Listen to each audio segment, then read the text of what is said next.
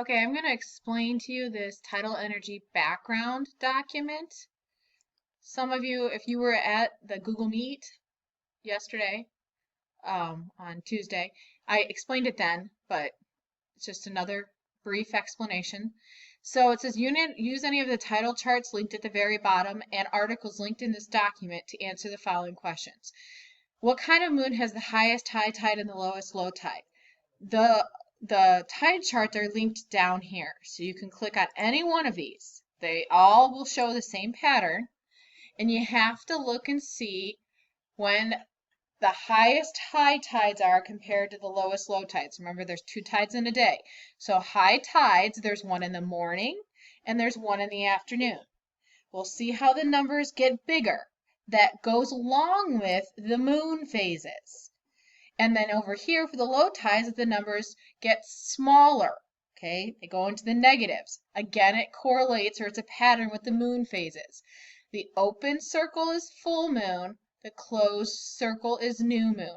So you have to look and see when you have the highest high tides, which is these 2 charts or columns here, this one and this one, compared with the lowest low tides.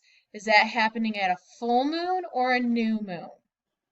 Okay, so you can use any of the 3 charts down here. They should all have the same information. From there, you use where it says link. So what's the definition of tidal energy? Click on the link that I provided, and it's right here. It's listed in the very beginning. What is a machine that takes energy from a flow of a fluid or from a flow of fluid? Okay, you got to kind of read through or skim through this article. Okay, and it'll give you the word you're looking for in here. It doesn't mean you can read the first paragraph and say, I don't understand. Where is it? You have to skim through all of it.